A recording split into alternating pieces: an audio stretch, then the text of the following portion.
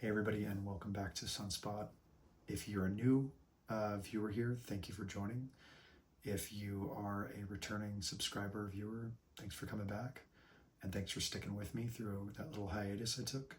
I just needed a little time to rest and reset and get kind of tuned in for this new year and see how I can plan and organize to bring you more content. The reviews and comments and messages I've received over just the few videos and shorts I've put out thus far, it's been really positive, and I just want to say thank you. I'm very grateful for all of the kindness, the messages, the feedback. It means a lot, and I'm glad that you're part of this journey, and I know you guys are going to enjoy what's in store. I have a lot planned, and yeah, I think it's going to be really great and insightful and eye-opening and just fun, so I hope you keep coming back. If you survived November, congrats. You made it. The energy was intense for all of us. I think there was that Scorpio energy, those deep reflective waters, like trudging that emotional subconscious. I'm sure you were getting DMs or letters by pigeon from your exes or old friends or people you may or may not have really wanted to hear from. And so if you survived all that, you're here, you made it, you survived, you're human, you're alive, and you're about to enter into Sagittarius season, the year of the horse. There's a lot of fire, a lot of momentum, so just hang in there. I know what work needs to be done. You know what work needs to be done. Stick with it. Take that time to rest, but lock in and keep moving forward. Just it gets easier every time that it gets hard. So to the topic of today, I wanted to talk about attachment styles. There's all this content out there about attachment styles, and it's always like, oh, I'm an anxiously attached person, I'm an avoidant person, oh, I'm with an avoidant, I'm with a disorganized attached person. Whatever the case is, we are often reflecting about these attachment styles nowadays. If you have any interest in therapy and self-help and all of that mumbo jumbo, if you will. And what we're not seeing is the relationship that we have with ourselves. So we think, okay, I'm an anxiously attached person, but this is very like outward awareness. And I think we need to turn that awareness inward and say, well, actually, for most of us, regardless of our outward attachment style, regardless of our outward awareness, we have an avoidant style of attachment with ourselves. We have an avoidant relationship with our deepest self, our highest self, that internal awareness, that internal self. And I know not all of you are hitting the bar every weekend and numbing yourself through, physical relations with other people or drugs and alcohol and the way that it's commonly portrayed that people numb themselves or avoid themselves. But you're probably like, oh, I go to the gym and I write in my journal and I go to therapy and I'm doing all of the things that I should be doing to help myself and grow myself and heal.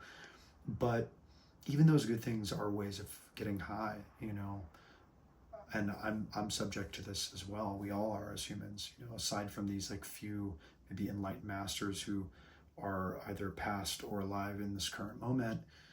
The rest of us are human. The rest of us pay taxes and go to our jobs, and maybe we dislike a boss or a relative, and maybe we went through a breakup, or we have a goal that we want to meet that's exciting but stressful, and the rest of us are human, right? And when you're human, you just naturally are going to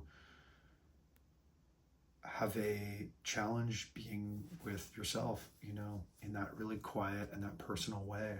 And I think that even if you're doing all of those positive things or you're doing these negative things, it's a way in which we escape ourselves. It's a way in which we avoid being with ourselves.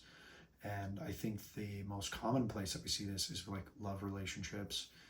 There's such a focus on Are you single? Are you dating? When am I going to find my soulmate? Where's my twin flame? All of that, right? And I'm sure a lot of you are actually kind of almost sick of it. You're like, oh, can I just not think about that crap for 1 minute? Can I unplug from it? And maybe you don't feel that way, but we have to see how we're getting pulled deep underwater, we're getting pulled into the bushes, and we're sort of getting lost in the forest in these moments. And when we do that, we lose ourselves, right? There's like, people use that word self-abandonment, but we kind of do that all the time. It's not just always the dramatic happening where, you know, you go back to your toxic relationship, or you choose that habit that makes you feel lost again.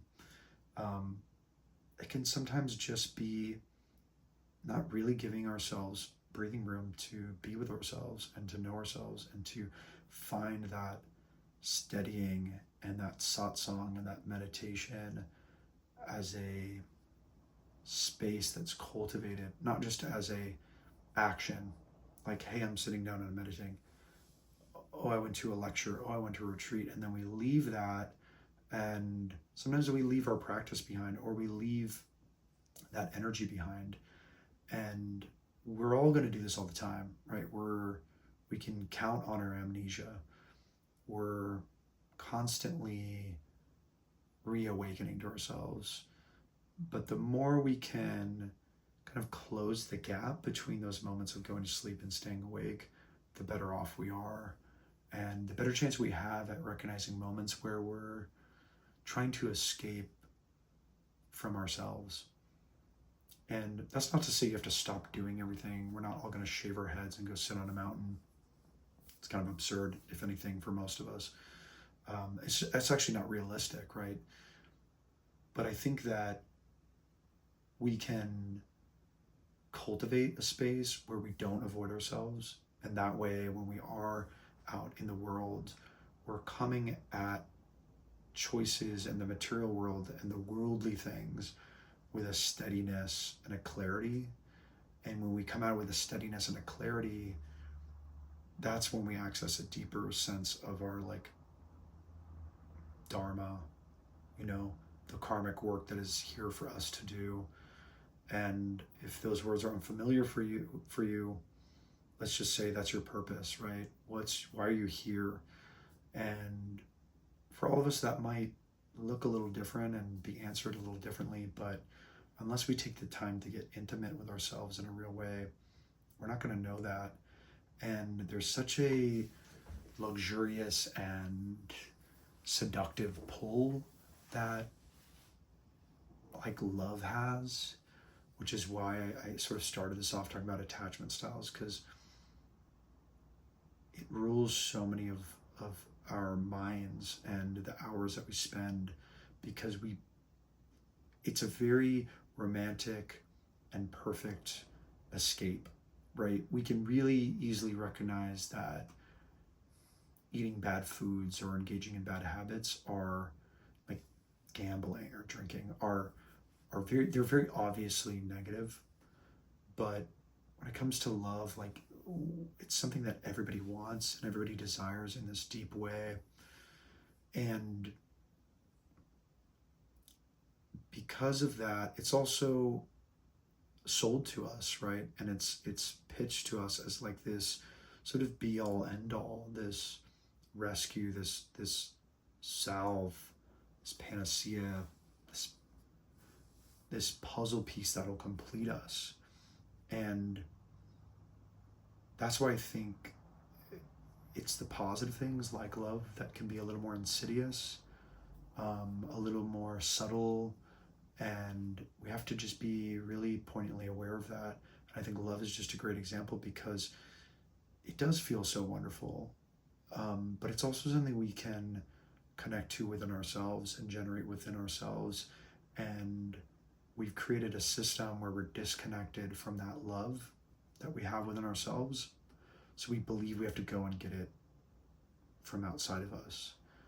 And I think that then people outside of us in relationships become really seductive because it can gratify so many of our sense pleasures and also be this sort of perfect fantasy that's always out of reach. And then even when you get it, it's like we just move the needle, right? You're like, oh, now I have that person I always wanted, but if only they did this.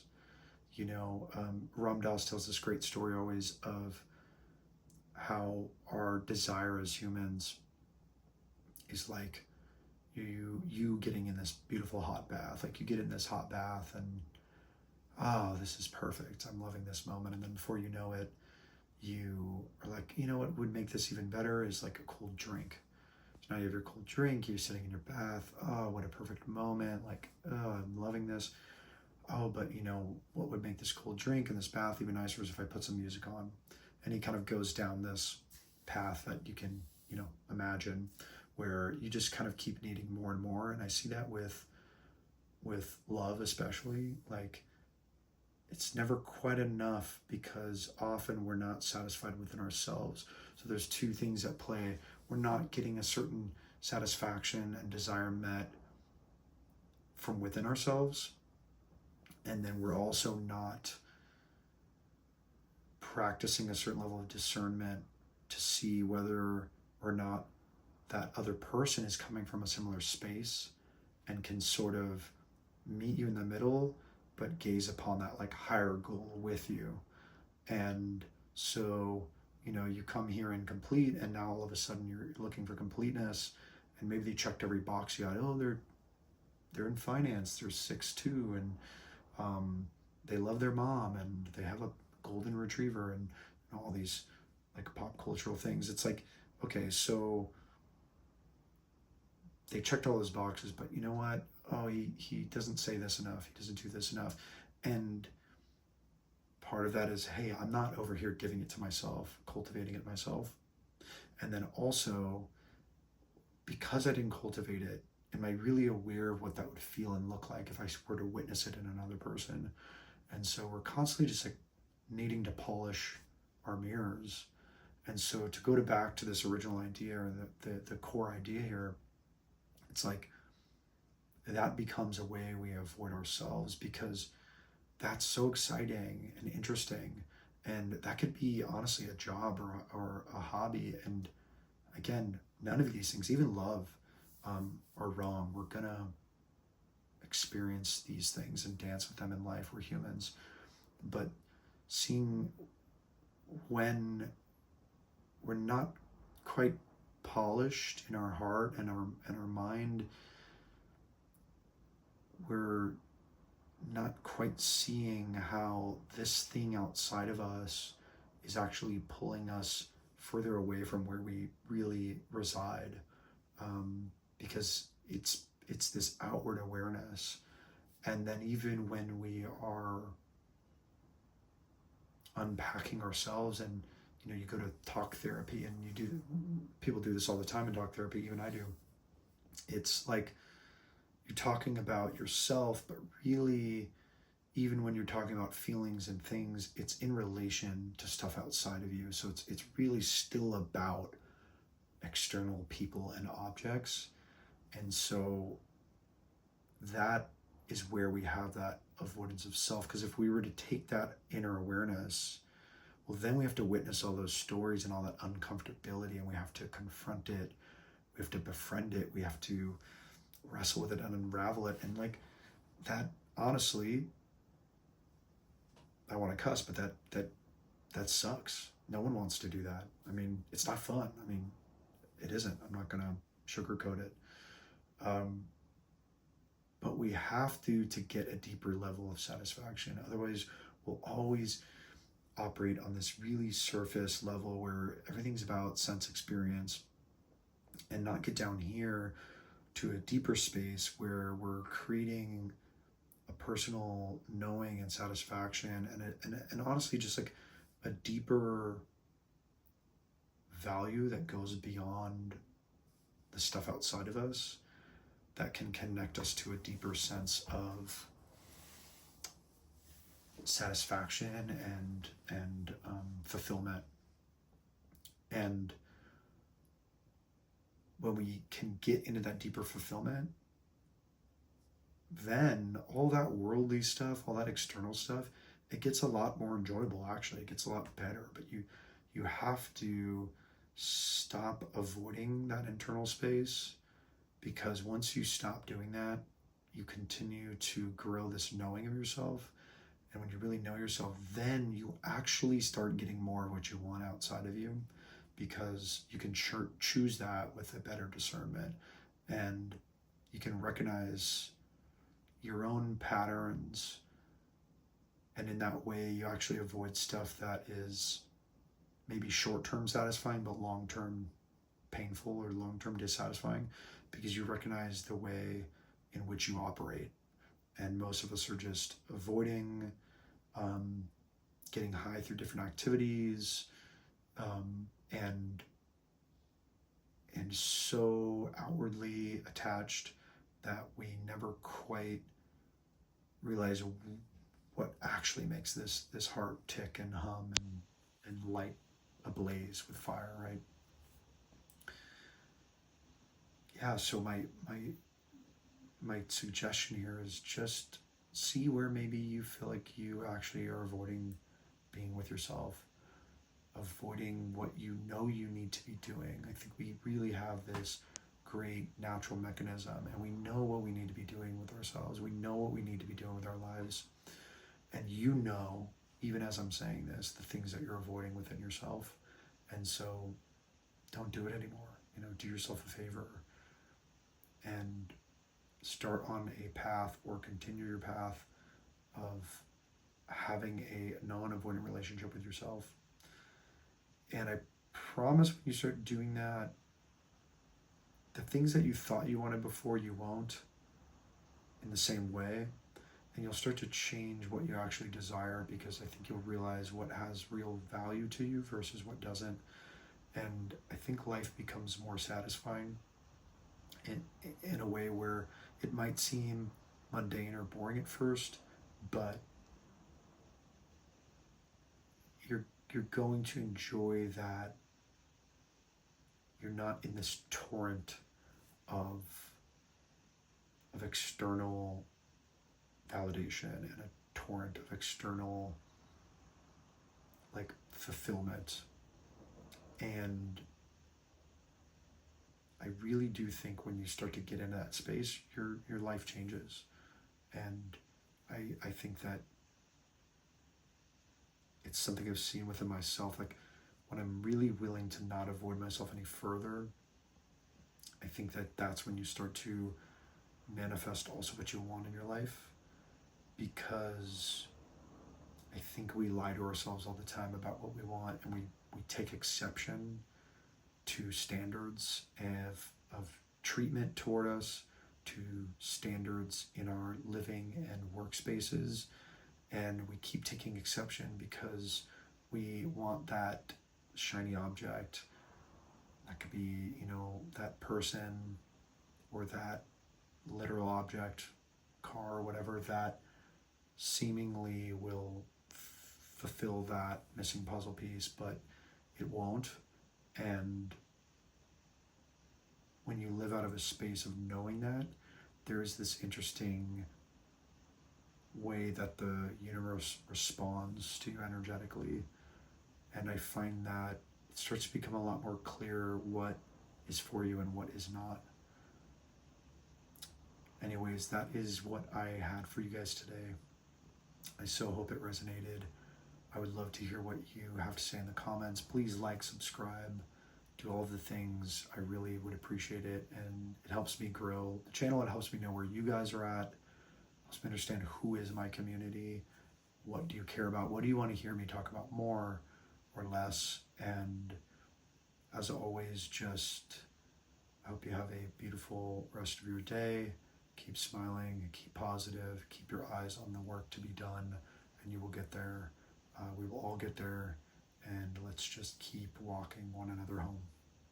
Thanks, and I'll see you next time.